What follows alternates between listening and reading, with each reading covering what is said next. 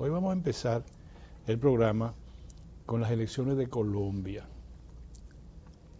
Y ojalá nos sirva ese referente, esa experiencia, sirva para la República Dominicana, que nos abocamos desde ya en una campaña electoral a destiempo. Entonces vamos a analizar eso inmediatamente.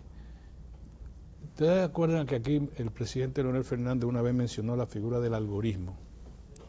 Bueno, pues eso lo ha mencionado el candidato oficialista de Colombia, Iván Cepeda, que ha señalado que hasta que no se movilicen los votos, que no se cuenten los votos de la manera en que lo haga el Tribunal Electoral, que no sea, la primera fue por razones de tecnológicas y con las actas, no sé, y dio como resultado que Abelardo de la Espriella obtuvo el 43.74%, Iván Cepeda el 40.92%. Abelardo es un candidato de la ultraderecha, no de la derecha, de la ultraderecha. Iván Cepeda es el candidato de la continuidad del gobierno de Petro. Y Paloma Valencia sí era la candidata de la derecha, que sacó solo un 6.92, casi un 7%. Ese es el resultado. Hoy Iván Cepeda ya tiene una rueda de prensa al mediodía, hora dominicana, o sea, cercano a cuando estamos hablando, debe estar ya hablando Iván Cepeda, el candidato que ya el presidente Petro dice que no acepta esos resultados, y el presidente y el candidato Abelardo de la Espriella dice que van a responder por la fuerza si fuera necesario. Ese que está ahí. Primero se declaró en una oportunidad ateo y luego dijo que su candidatura se la regaló Dios. Fíjate qué cosa. Es decir, lo que está pasando en América Latina es un caso muy sui generis, que nosotros deberíamos compararlo, y le dije que lo vamos a comparar con la realidad dominicana dentro de un momento. Ahora, ¿qué quiero yo decir? Consultando con colegas colombianos, esta situación, nos dicen que esto va para largo. Esa es la expresión que dicen periodistas que hemos consultado sobre la situación. Y han señalado que Colombia está en una precrisis electoral con vocación a convertirse en una crisis política. Ya la derecha y la extrema derecha, que estaban desunidas, pues desde este punto comienzan a unirse, tanto la Paloma Valencia como junto con Abelardo de la Espriella, que es el ultraderechista. Es decir, la derecha pasa a respaldar a la ultraderecha. Fíjense que Colombia, una de las naciones más ricas de América Latina, una de las naciones con mayores recursos naturales, una nación con de todo, incluyendo con mucha riqueza cultural e histórica, a quien está tomando como referencia es El Salvador, su candidato de la extrema derecha. Y vamos a esperar a que cuenten los votos y van a ir a una segunda vuelta. Ahora, esta situación, lo que está pasando en la primera vuelta, está llamando la atención de que podría haberse producido algún nivel de irregularidad, especialmente en el ámbito tecnológico, en las elecciones de Colombia. Rápidamente, tomándome estos 2 minutos más, yo quiero comparar eso. Yo digo, ahora mismo Colombia está envuelto en una incertidumbre. Ya va a hablar el candidato oficial, veremos a ver qué dice, vamos a estar muy atentos antes de que termine el programa. El hecho de que todas las encuestas daban 10 puntos, casi 10 puntos por encima al candidato Iván Cepeda sobre Abelardo de la Espriella, y de repente quien obtiene un 43%, es decir, casi 3 puntos por encima del candidato oficial, es el ultraderechista, llama poderosamente la atención. Llama la atención incluso, si ustedes buscan, el candidato Cepeda obtuvo mayoría de votos en las principales, en la capital, en Bogotá, y en los principales departamentos en Colombia. Pero vamos a esperar, el curso de la tarde vamos a dar seguimiento a eso. Antes de yo comparar lo que está pasando allá con una advertencia aquí, le doy la palabra al camarada. Adelante. Gracias, Orión. Realmente la situación es muy incierta desde ese punto de vista. Y sobre todo, Orión, hay que ver los discursos que se pudieron conocer anoche, tanto de Spirella como de Cepeda. Decía el senador del Pacto Histórico, el grupo más liberal, más democrático, y que es el candidato que representa el oficialista presidente Gustavo Petro. Decía él que la posibilidad y en la forma como han llegado los discursos, las amenazas del candidato de la ultraderecha, con un llamado violento y una respuesta del senador Iván Cepeda, que fue una persona muy comedida, pero que fue la persona que tiene como origen, Orión, que procesó al expresidente.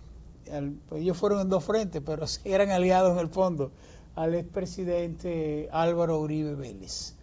Lo sometió por aquella situación de los falsos positivos en Colombia, en que muchos jóvenes perdieron la vida, la gestión de gobierno del presidente Álvaro Uribe, porque eran denominados guerrilleros, pero que no eran guerrilleros, le daban de baja y por eso le llamaban los falsos positivos. No eran guerrilleros, pero le daban, morían por parte del ejército. Y eso ha merecido una importante investigación de las autoridades judiciales de Colombia. Y entonces ahí la situación reñida de lo que ha sido el proceso electoral. Porque además Colombia se estuvo hasta hace 3 meses, también se produjeron actos muy violentos, carros, bombas, o sea, el ambiente es un poco preocupante, el ambiente postelectoral, con lo que se acaba de anunciar, precisamente porque el pacto histórico que agrupa a todas las organizaciones populares y políticas de Colombia que no representan la derecha, ha denunciado que ha podido haber un gran fraude. ¿Cómo explicarlo? Bueno, estará por verse también con la declaración que diga el senador Iván Cepeda, y también por el otro lado las propias palabras del candidato de la ultraderecha, Belardo de la Espriella. Mira, bueno, ¿cómo comparar eso con la República Dominicana? ¿Qué hacer? Yo quiero llamarle la atención a ustedes y tal vez también a la clase política dominicana. Miren, solo hay una nación, como nación, saquemos a Puerto Rico, donde todavía está la gobernanza consolidada. Una nación. Si ustedes quieren, vamos a buscarla toda. Gobernanza consolidada, no gobernanza precaria, ni gobernanza en peligro, ni nada de eso. Si no, vamos a comenzar, vamos a hablar. Aparte de la República Dominicana, búsqueme otra. Vamos a Centroamérica. El Salvador. El Salvador es una dictadura. Usted no, es una dictadura. No es otra cosa. Un dictador que domina la Constitución, domina todos los poderes del Estado, y si se sienten bien, eso es otra cosa, pero es una dictadura. Una dictadura de tal manera que una trabajadora social, una líder comunitaria, osó denunciar violaciones a los derechos humanos y lleva más de 1 año presa sin haber visto el rostro de un juez. Entonces no comencemos por ahí para evitarnos problemas. En Honduras hay gobernanza, en Nicaragua hay gobernanza. Nicaragua es otra dictadura de izquierda, está bien, pero una dictadura al fin. ¿Se sienten bien allá? Yo no estoy discutiendo eso, es una dictadura, para que estemos claros en eso. Seguimos Nicaragua, seguimos Guatemala, seguimos Panamá. Panamá es un holding internacional, pero además es una nación intervenida, cuyo gobierno no puede hacer nada importante que no esté relacionado su gobernanza y toda su situación económica y política con los intereses de Washington. No puede hacer nada. Y que Orión, y que el año pasado y el año anterior, 2024, vivió un escenario de violenta protesta durante varios Sí, meses. sí. Es decir, ahí la gobernanza también está golpeada. Y Ecuador, no hay gobernanza. Colombia, ya ustedes ven lo que hay. Venezuela es una nación intervenida. Perú, no se sabe ni quién va a ganar, ni cómo va a ganar, ni qué va a pasar, ni qué hay. Es más, hasta Machu Picchu está en peligro en el Perú. Y por ahí busquen cualquier otra nación. Y el de la propio grande. Brasil salió de una crisis. Brasil tiene su crisis. Brasil es una de las grandes potencias. Argentina, la miseria se está agolpando, incluso ya está cayendo la educación por la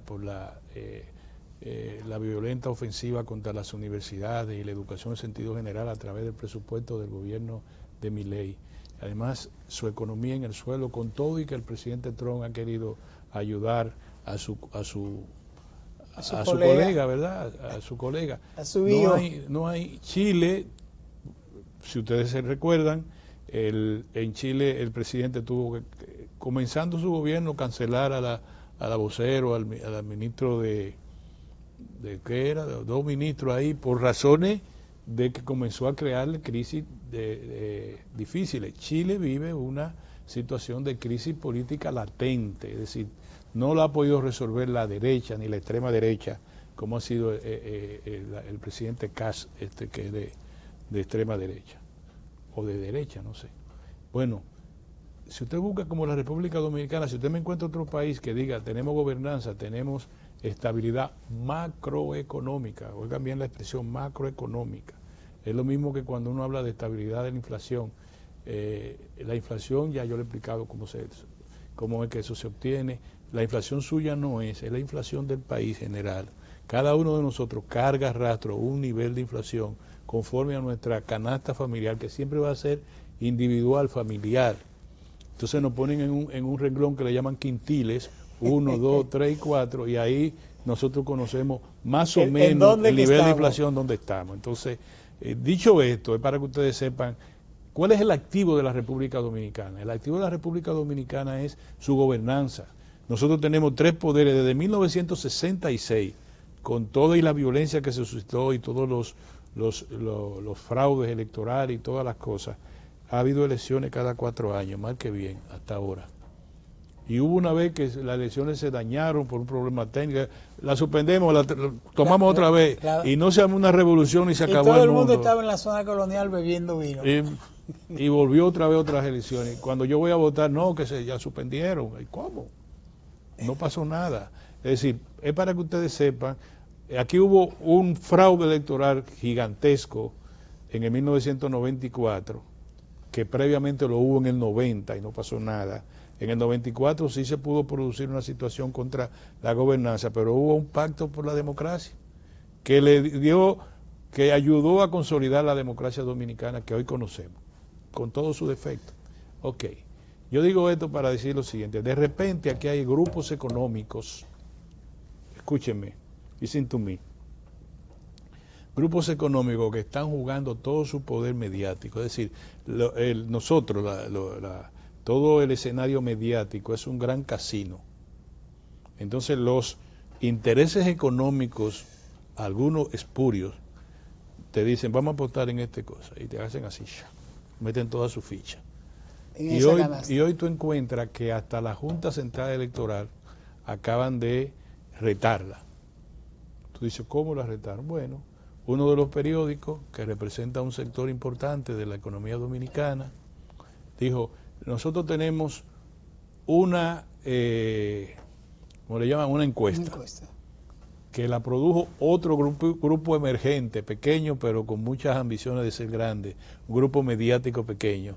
Y dice, ese grupo mediático, la encuesta dice esto, lo otro, que fulano va adelante, que esa encuesta. O sea, el grupo no hace la que puso una primera. No hace la de él, sino que coge la del vecino. Entonces, cuando le pregunten, pero ven acá, tú estás violando la ley, nosotros dijimos que no van a... Entonces le va a decir... No, nosotros no somos. No, primero no somos nosotros, y segundo, nosotros lo que estamos haciendo reseña de una encuesta que fue publicada por otro grupo que también se cree con suficiente poder ya como para retar al órgano rector de las elecciones de del 2028. Entonces tú dices, bueno, pues ese camino es peligroso, pero eso no es solo. Te voy a poner esto. El candidato Gonzalo Castillo, que ya es el candidato, precandidato, dice esta semana, mucho antes de que todo le vaya bien, dijo, gracias, agradezco al presidente Donald Trump que me haya repuesto mis 10 años de visa. No sé, fue. Sí. Palabras más, palabras menos. Y a la embajada y a la embajadora, etcétera. Bien. 24 horas después la embajadora dice, no se puede utilizar, aquí se utilizaba los visados como retaliación política o como elemento fundamental de la lucha política, y nosotros en Estados Unidos creemos en la democracia, que yo. Pero dijo lo otro más fuerte. ¿Qué dijo? Que realmente Donald Trump, esas son las letras pequeñas del comunicado de la embajada. Fue perseguido igual, y entonces, que participó en las elecciones y que ganó las elecciones. Dijo la historia. Campo. Entonces viene, quienes conocemos a Gonzalo Castillo, tú y yo nos alegramos en conocerlo muy a fondo.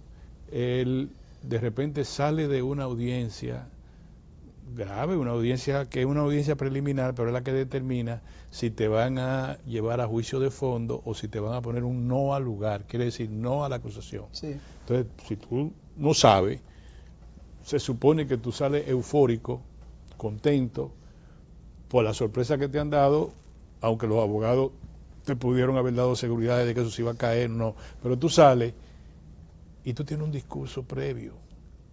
Político, ya. No, y conociendo nosotros a Gonzalo, el penco, apreciado amigo, sabemos que ese discurso fue preparado. Incluso él llegó a parar a la multitud, un momentito, como quien dice, se me va a ir, un momento. Y dice Gonzalo Castillo, primero doy gracias a Dios. Yo voy a hacer una rueda de prensa a todo el país, pero primero doy gracias a Dios, porque y le digo a ustedes que es con todo que vamos. Y yo voy a ser presidente de la República para darle comida a los pobres, que sé yo qué, yo cuánto. Hoy un tribunal. O sea, tú no sabías lo que iba a pasar, ¿verdad? ¿A quién metieron en el pozo? Al que está al lado de él. A Donald. A Donald Guerrero, es ministro. Y a todos los chiquitos que están ahí con él, se fueron todos para juicio de fondo. Y Mimilo, bien, gracias. Y los otros grandes no se fueron para juicio de fondo. Yo creo, y te lo digo con toda honestidad, que ese expediente estaba mostrenco. Ese expediente fue muy precipitado, yo no sé. Ese expediente, y la juez tuvo mucha razón en decir, oye, como dijo la juez, no hay suficiente indicio, ustedes no han presentado, como para llevar a un juicio de fondo a Gonzalo Castillo y a nuestro amigo José Ramón Peralta. Yo creo que, verdad, no sé por qué tuvo suficiente nivel como para poder llevar a Donald Guerrero a juicio de fondo y compartir. Que era el máximo era de el arriba. ministro, pero los otros, ¿a quién era el beneficiario? El beneficiario era el penco, porque era la Calamar, era un entramado supuestamente para sacar dinero para la campaña de Gonzalo Castillo. Así era. Sí, sí. Entonces el beneficiario de eso, no, usted no tiene nada que ver con eso, se fue. Nuestro amigo, el ex ministro de la presidencia, acuérdame el nombre, José Ramón Peralta. José Ramón Peralta, a quien yo gran amigo. Lo felicité, porque yo pienso que no estaba metido en eso, la verdad que no. Y bien. Pero porque además había muchos ministerios metidos en eso. No, además ahí está varias personas que fueron llevados a una situación difícil. Entonces tú dices, ¿qué es lo que se está creando? Te voy a poner esto porque tú dices que yo soy te gusta la forma en que yo veo las cosas. Te voy a decir una cosa, el gobierno está pasando por un camino difícil con ese expediente, porque va a dividir al gobierno entre lo que van a respaldar a Danilo Medina, la figura de Danilo Medina, y lo que van a respaldar a Leonel Fernández. El gobierno de repente se está dividiendo en dos. Porque si una parte del gobierno, y tú eres muy inteligente, y tú sabes cuál es la parte del gobierno que tiene su candidato y o candidatos y o candidatas, para que no venga como es fulano de tal, yo no te estoy diciendo. Ese se va con Danilo por esa vía, en el entendido de que disminuyen la capacidad de Leonel. El mismo día publican una encuesta que disminuye o empata técnicamente a Leonel con Danilo, vamos a poner a los líderes, Sí, no sí, vamos sí. a poner a quienes sí sirven para un ¿A momento quién beneficia la no, obra? vamos a poner a Danilo. Entonces tú dices, y dicen, el gobierno está dividido, el gobierno está muy débil, pero la oposición está peor porque la oposición se dividió en dos y cada uno le da mitad y mitad, como quien dice, para que no peleen, mitad tú y mitad yo. ¿Creen que eso ayuda en cierta medida a disminuir el candidato que estaba a la vanguardia de la oposición, que era Leonel Fernández? Pero yo te digo, con la sapiencia de los años, que lo que está haciendo el gobierno sin darse cuenta es dividirse a sí mismo. Cuando tú estás en el gobierno en este lado y tú estás apoyando a fulano de tal o tú estás en esta cosa y te dicen, no vamos con el penco, vamos a apoyar al penco. Va a salir el grupo mediático que está muy proclive al gobierno con una encuesta y le va a decir, con el apoyo de un grupo grandísimo, que la situación es que la oposición está dividida en dos partes iguales, que el gobierno bajó a un 34% su preferencia y que toda esta semana se hicieron todos los arreglos del lugar para que el candidato de Washington sea ya definido desde ahora. Tú no te llevaste de mí cuando te dije no se vuela chichigua sin brisa, ¿te acuerdas? Sí. Y tú dices ahora, ¿qué hace el gobierno? El gobierno va a decir, para estar bien con Washington y con la embajadora de aquí, nosotros nos vamos con fulano de tal. Sí. ¿Y qué van a hacer los otros que no están con esa línea? ¿Con quién se van? Bueno, se van con el otro. Lo que hay que ver entonces, ¿cuál pesa más en la balanza? No, lo que pasa es que el gobierno no se puede debilitar en una crisis. Eso es, cuando yo te decía las elecciones de Colombia con lo de aquí, yo quería terminar diciéndote, no puede el gobierno debilitarse en términos, el gobierno no se puede involucrar en esa campaña electoral, porque hay una crisis mayor. Hoy, te pongo un ejemplo, ahora mismo, vamos a buscarte una nota ahora mismo, vamos a buscar El País. ¿Qué dice ahí? Irán suspende las negociaciones con Estados Unidos hasta que Israel detenga su ofensiva en el Líbano. ¿Qué significa eso para el petróleo? Que va, que para arriba que va. Aumentamos el petróleo el viernes. Y anoche... aumentamos el petróleo, aumentamos la gasolina y el gasoil el viernes, ¿verdad? Sí. Entre 4 o 2 pesos, qué sé yo cuánto. ¿Qué va a pasar el viernes? Cuando esto otra vez es semana a semana. Nosotros estamos viviendo de lo comido por lo servido. El gobierno, si pudiera hablar con el presidente Abinader, dijera, presidente, no deje que su gobierno lo involucren en la campaña electoral. Ni en el final de los procesos judiciales. No, campaña electoral es proceso judicial. Ese proceso judicial que yo lo vi, como te dije, carente de un sustento fuerte como para llevarlo hasta el fondo. Sin embargo, el término es raro, es extraño. Y te digo, los resultados yo no me opongo. Pero también extraño, bueno, no muy extraño, va quizá en su lógica, el comunicado de la embajada. Tamaña coincidencia también. Por eso es que tiene tanta lectura, Orión, porque si la embajada dice que compara el proceso, que las instituciones de Estados Unidos no se manipulan, no se comprometen con estos procesos que se parecen al de allá, y que en el proceso da la impresión que en ese proceso Gonzalo Castillo es como un sujeto víctima, como lo fue Donald Trump en su momento en Estados Unidos. ¿Por qué Gonzalo Castillo y no Donald Guerrero, que Donald Guerrero tiene inversiones? Primero es ciudadano norteamericano. Y segundo, el 90% de su inversión está en Estados Unidos, especialmente en Puerto Rico, donde tiene agencias de vehículos, otras inversiones grandes. ¿Por qué no defendieron a un ciudadano? Vamos a ponerlo así. El subsecretario de Comercio fue el que estaba aquí viendo la AES, impresionando la AES, una empresa americana, ¿verdad? ¿Por qué no le prestan atención a un inversionista estadounidense, poniéndolo así desde el punto de vista económico? No estoy diciendo desde el punto de vista humano, de que él sea americano, no. A una gente que tiene una gran inversión en territorio económico de Estados Unidos, vamos a ponerlo así, y sí a una persona que lo que tiene inversiones, sí, pero lo que hace es que conecta sus aviones con el territorio de Estados Unidos. ¿Por qué? ¿Tú ves lo complicada que se pone la cosa? Muy complicada. ¿Quién está manejando ese ajedrez? Lo están manejando los grupos económicos. ¿Qué va a hacer el grupo de Santiago cuando note que la cosa se está yendo por un lado tal, ¿qué va a hacer el grupo de la capital, Maniceri, Comparte, que sé yo cuánto? ¿Qué van a hacer? ¿Qué va a hacer el grupo que está upando a un candidato que es ministro del gobierno? ¿Qué van a hacer? O sea, ¿qué va a hacer, ¿qué va a hacer los contradictorios económicos del grupo que tiene un periódico y que representa eso, que está también en el este? Parecería, como tú dijiste al principio con Escarpelo, parecería, Orión, que también la embajada escoge su candidato o decide por su candidato. No, probablemente la embajada lo que le está diciendo que había un mal de fondo. Sí, y es verdad. Había un mal de fondo, pero se refleja también otras cosas, Sí, otra sí, lectura. pero ¿por qué no le restablecen el visado al funcionario presidente del Consejo Electoral Dominicano, que en un momento determinado fueron a su oficina con un matasello a ponerle cancelado a su pasaporte por razones de carácter geopolítico, porque él tenía una comprensión, una visión de la ley respecto a la migración y a la nacionalidad? Sí, que es por lo que hoy pelea Estados Unidos, por lo que hoy tiene su guerra. Todavía falta que se desmarañar, que se dice, sí. toda este entremaneje que hay. Sin embargo, a mí lo que me preocupa es la gobernanza.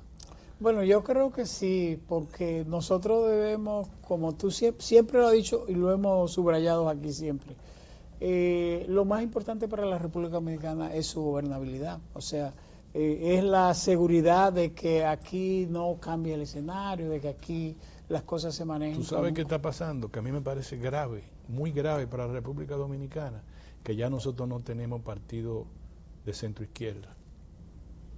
Fuertes. Ni fuerte ni débil, porque todo el mundo quiere estar en la centro derecha y ojalá fuera en la ultraderecha, lo más cercano que esté del infierno, porque el infierno es el que gobierna la tierra. El infierno. Dime si yo estoy equivocado. No, pero ¿Tú es vas a así. creer que un partido de la liberación dominicana con una figura como la de Juan Bosch puede estar dando un trapiego? También Fuerza del Pueblo, o Partido Revolucionario Dominicano, o el Partido Revolucionario Moderno, que decía moderno y se desprendió de lo que entendían eran el atraso y el sectarismo de un partido fundado, dinamizado por Peña Gómez, para decir, fundado por Juan Bosch, pero dinamizado por Peña Gómez, y de repente nosotros encontramos que todo el mundo quiere estar donde el capitán lo vea. O sea, bueno, ¿qué yo te puedo decir? Y de hecho, una situación como esa, Orión, ha puesto en la agenda y en la mesa el tema de la soberanía nacional también.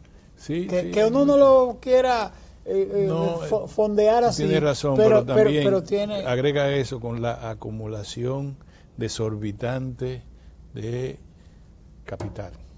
Todo el mundo quiere seguir en la ubre del Estado, grupos solamente con el propósito no de salvar a nadie, no de que este país tenemos que reducir la pobreza, este país mentira. Todo el mundo está, llámese norte, llámese este, llámese nordeste, llámese sur, todo el mundo quiere es buscar una parte de una ubre que sea buena para sus propios intereses.